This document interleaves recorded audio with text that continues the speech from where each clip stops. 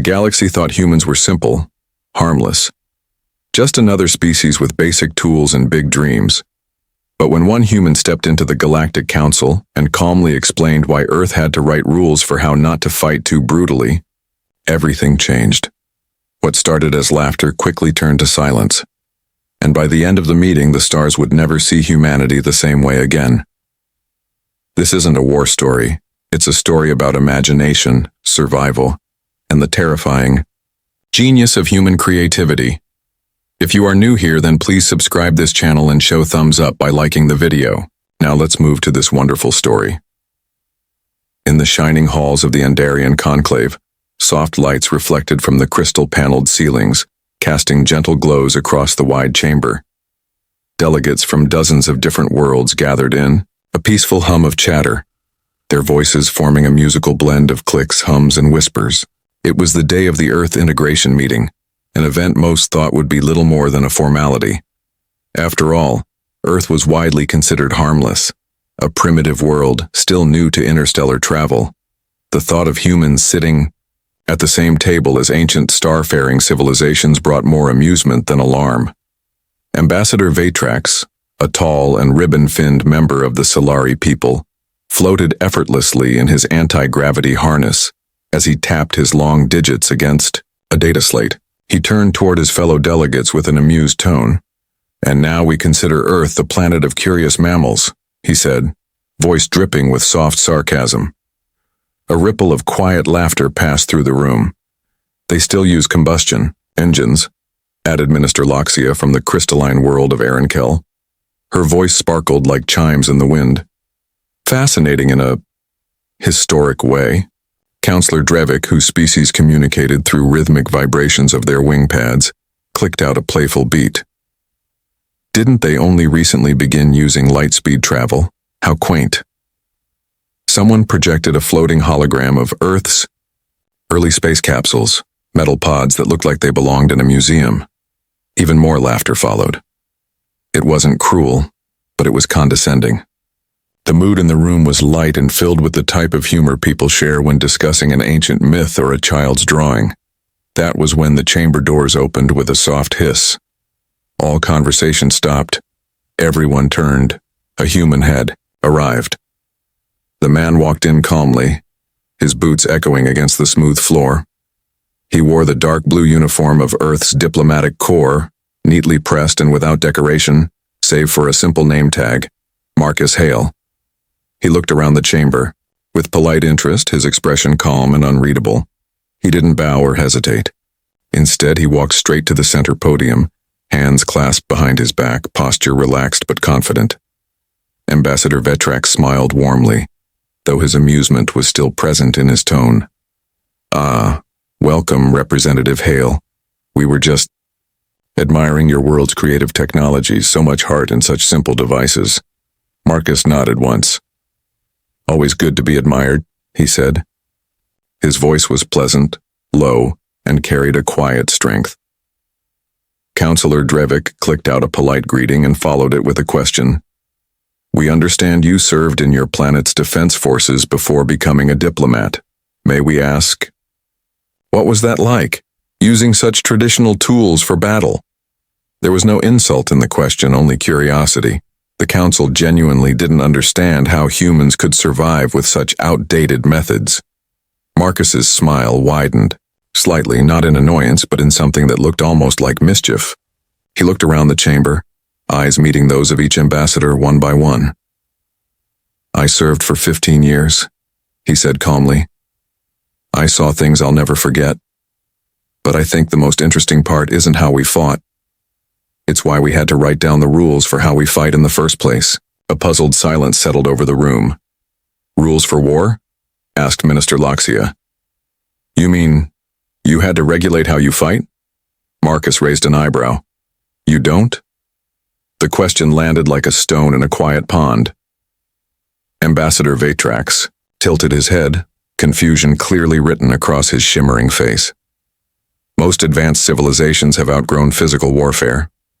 Conflicts are resolved through simulations or diplomatic contests. Real combat is seen as crude." Marcus chuckled. Crude, that's one way to put it. He stepped closer to the central platform. On Earth, we had to create rules, because we kept coming up with new ways to cause harm. And not just efficient ones, creative ones. Too creative. So we had to draw some lines. Now there was genuine curiosity in the room. The tone had shifted. The ambassadors were no longer smiling. They weren't afraid, yet, but they were certainly listening more closely. "What kind of rules?" asked a small, moss-covered being seated near the back. Marcus held up a small device, and a gentle holographic display projected into the air. Things like don't target civilians, don't use chemicals that cause excessive pain, don't attack medical workers. Obvious stuff, right? But we had to make these rules because people kept doing those things anyway. The silence deepened.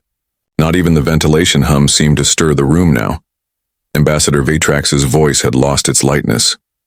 "Forgive me, but you're saying that your species had to write down instructions not to torture?" Marcus gave a short nod. "More than once. In fact, we had to revise those rules every few decades, because humans kept finding loopholes." He gave a soft smile, one that was almost sad.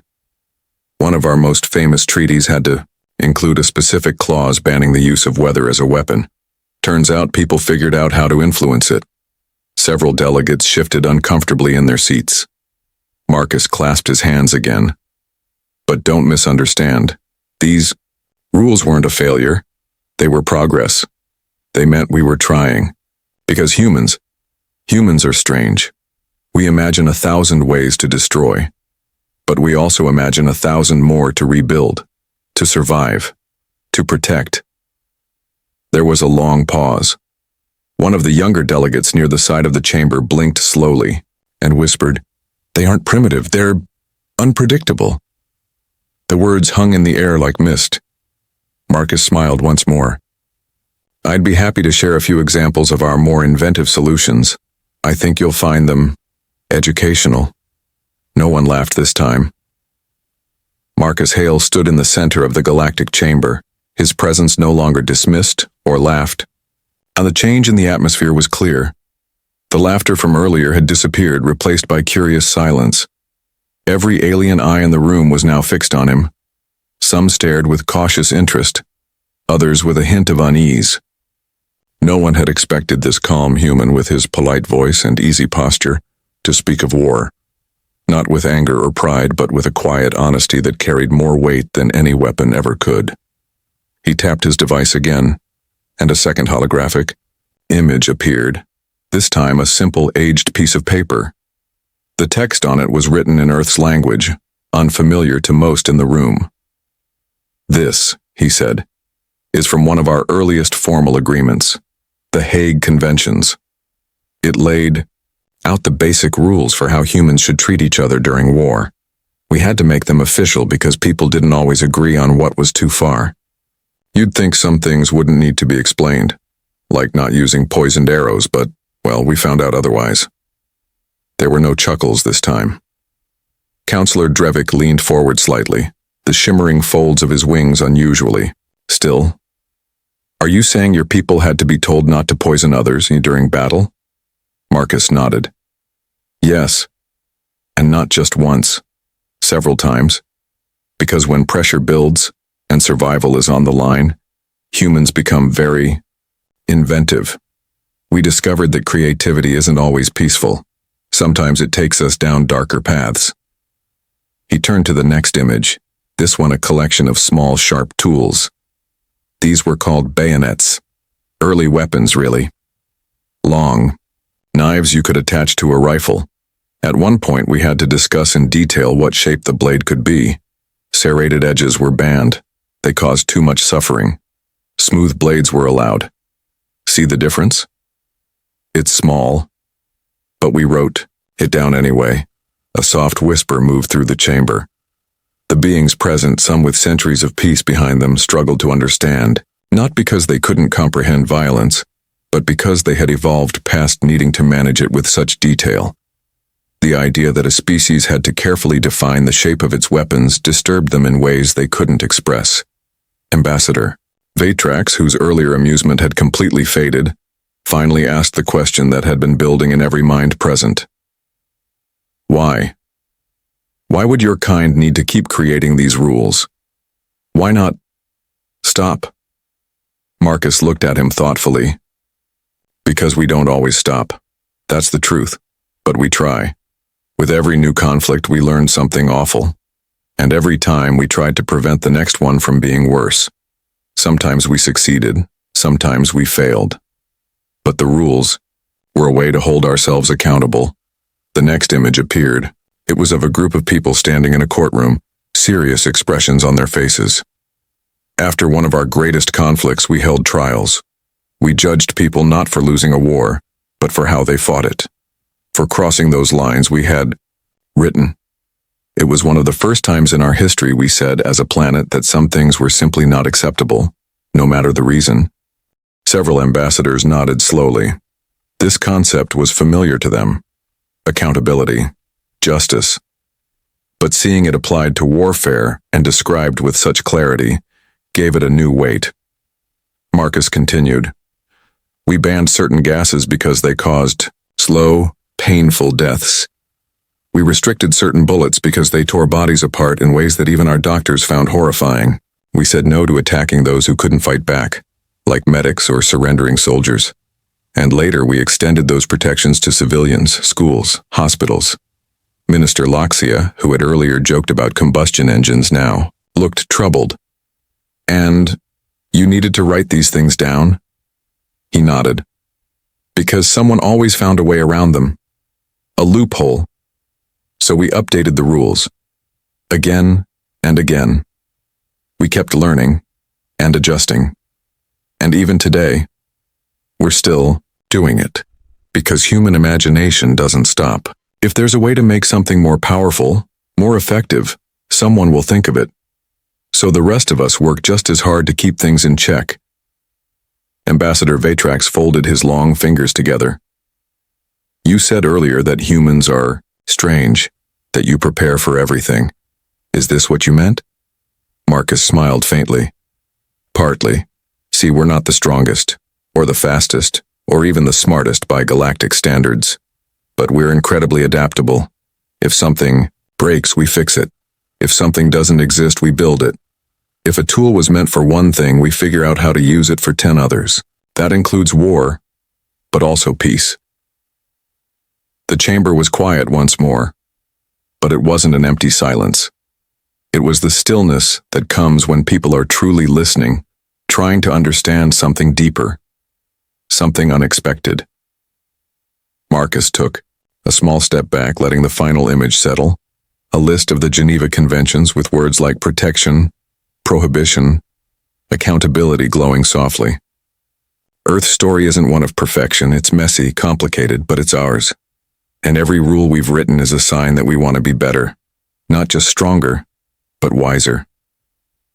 No one in the room spoke for a long time, but something had shifted. The image of humanity in their minds was no longer just primitive or amusing. It was complex, layered, and surprisingly thoughtful. And Marcus Hale, the quiet human who spoke plainly and smiled gently, had become someone they would never forget. Tiu. Quiet buzz filled the chamber as Marcus Hale adjusted the small device on his wrist. The holograms faded for a moment, leaving behind only the soft blue glow of the council chamber's ceiling. Around him, alien delegates sat straighter in their seats. No longer curious spectators, they were now thoughtful listeners. Some with a new respect, others with a quiet, growing concern. The story they expected to hear about Earth had taken a strange turn, and Marcus wasn't finished. He looked around the room, his expression relaxed but focused. There's something I haven't explained yet, he said, and it might help you understand why we ended up needing those rules in the first place. The delegates leaned in slightly. No one spoke. It's not just about our past, Marcus continued. It's about how humans think. When we face a problem, especially when things get difficult, we look for answers in everything around us. Sometimes that means taking apart a toaster to fix a satellite dish. Other times it means using a cooking recipe to create emergency medical foam. That's how our minds work. We don't always follow the same steps twice, we invent new ones.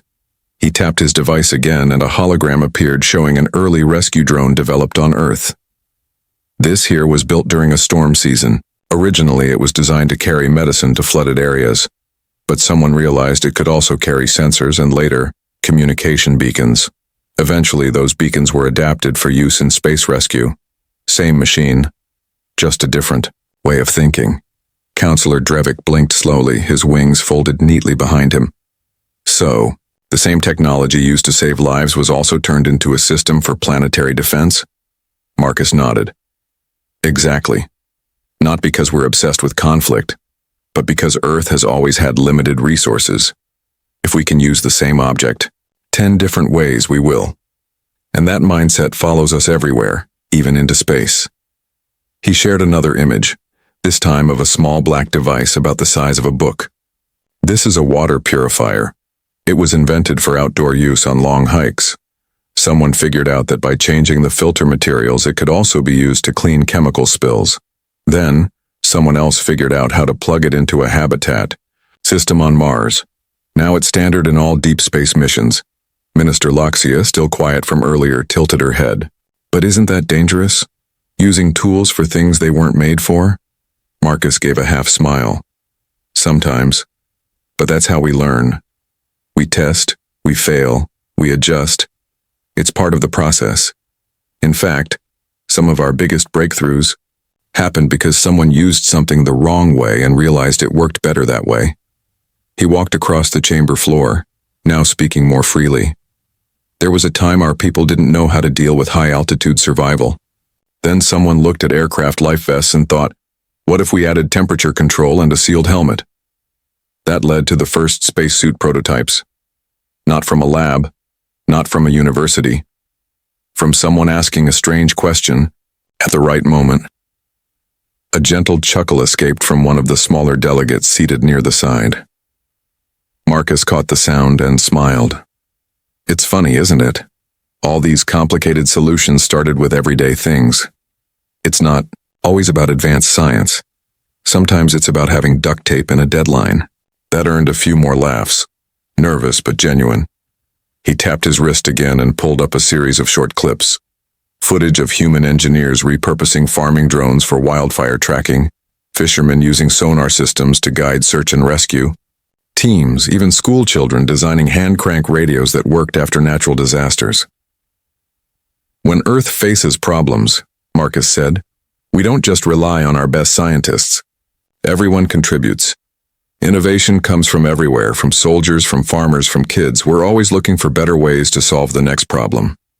Ambassador Vatrax, quiet until now, finally spoke. But how do you control this kind of thinking? Surely it must be difficult to direct such unpredictable innovation. Marcus gave a thoughtful pause. We don't always control it, but we guide it. We teach ethics. We discuss consequences. We build systems of review and accountability. And yes, sometimes we fail. But more often, we discover something new, something we never expected. That's what we call the inventor's edge. Not power, not control, just the ability to look at the same problem 100 times and see it differently each time. He looked up again, this time with a gentler tone. Earth's progress didn't come from following rules. It came from asking the questions no one else thought to ask. And in times of crisis, that mindset helped us survive. Sometimes it even helped us save others. The chamber was still again. This time it wasn't from shock, but reflection. The delegates weren't just listening to a story anymore. They were imagining what it might be like to think like a human. To see possibilities everywhere, even in failure. And to always be asking, what else could this be used for? Marcus took a breath, then stepped back from the center. You wanted to know why humans seem unpredictable, he said softly. It's because we never stop imagining. That's our strength. That's our edge. No one clapped. No one moved. But in that moment, something invisible shifted. For the first time in the long history of the Council, the galaxy realized that Earth wasn't just another new member. It was something different. Something creative, something unexpected. The chamber lights dimmed slightly as Marcus Hale stood silently at the center, letting his final words from earlier settle into the minds of the council. Around him, alien ambassadors sat still, their expressions unreadable, but focused. For once there was no laughter, no chatter, no quiet jokes about Earth's outdated engines or basic technology. There was only curiosity, and something else too. A sense of respect. Marcus tapped his wrist again and a final set of holograms appeared in the air above him. This time they weren't about war or old rules. They showed cities rebuilding after storms, volunteers digging wells in dry deserts, children in space habitats building things from spare parts and old tech, images of resilience, of progress, of hope. Everything I've shared today, Marcus said, his voice calm, was not to make you afraid. It was to help you understand what kind of species we really are. He turned slowly, making eye contact, with as many delegates as he could. We are builders. We are problem solvers. We are curious beyond reason. And sometimes that curiosity leads us down difficult paths. Sometimes it creates things we regret. But more often it gives us the tools to survive, and to help others survive too. Councillor Drevik, who had been quietly watching from his place near the edge of the platform, leaned forward slightly. You speak with honesty, he said. But do your people truly want peace, or is it just the pause between conflicts? Marcus smiled, not proudly but patiently. We've known war, many times, too many. But peace isn't just the time between battles for us. It's the goal, the hard part, the thing we have to work at every single day. And every rule, every innovation, every strange invention, they've all brought us closer to understanding how to live without fear. There was a long pause before Minister Loxia, still thoughtful from earlier, raised a hand. You've shown us your creativity, your adaptability, and your honesty. But what are your intentions now among us? Marcus lifted a small silver cube from his pocket and placed it on the floor. It unfolded smoothly, projecting a new image, Earth's newest joint space project, designed not for defense, but for agriculture in low-gravity environments. We want to share, he said simply. Not just our goods or our ships, but our ideas, our way of thinking. You've all reached this level of peace through your own paths. We believe our path can add something valuable too, especially when it comes to facing problems no one has solved yet. The hologram shifted to show a message written in multiple languages. Earth offers cooperation, creativity, and compassion. Below it, a list of open projects scrolled, ideas for solving food scarcity, energy storage, and long-distance communication in hostile systems. Not a single weapon among them. Ambassador Vetrax leaned back, his long arms folded, deep in thought. You arrived today as a curiosity, and for some a joke, but now... He paused. Now I believe many of us are reconsidering everything we thought we knew about humans. Marcus chuckled softly. That tends to happen. We've made it something of a habit, surprising people. Sometimes ourselves too. Suddenly, the side doors of the chamber opened, and a group of aides rushed in with new reports. One approached the main council table and whispered urgently to Ambassador Vetrax. He read the data silently, then looked up with wide eyes.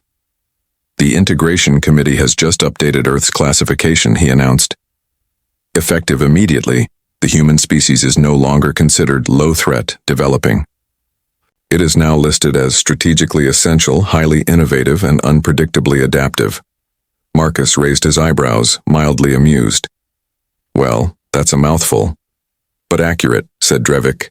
You've shown us not power, but potential. Not force, but flexibility.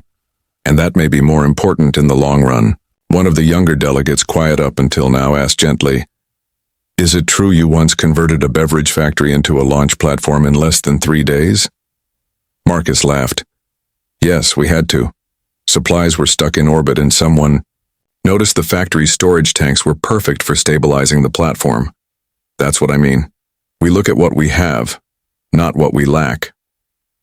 Whispers passed through the room again. But this time they weren't about old jokes. They were about possibilities, about what Earth might contribute to the challenges still unsolved across the stars.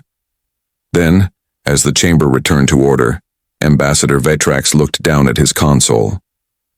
"One last thing," he said, clearly trying to maintain his composure. "Your request for unrestricted collaboration on joint innovation projects has been approved." Marcus nodded. "Thank you. I think this will be good, for all of us." As the meeting ended and delegates began to leave, many of them paused to speak with Marcus. They didn't ask about weapons, they asked about inventions, about energy, about ideas. The story had changed. Earth was no longer just a new planet on the galactic map. It was a partner, a creator, a spark. Later that evening, Marcus walked through the quiet corridors of the space station, his communicator blinking with updates, messages from Earth, notes from delegates, and one final alert confirming what he already suspected. The Council had added a new recommendation. When working with humans, expect the unexpected, especially during peace. He smiled and whispered to himself, "That's the best compliment we've had in years." Above him the stars burned quietly, and, somewhere among them, Earth had just taken its first real step into the galaxy, not with a shout but with an idea.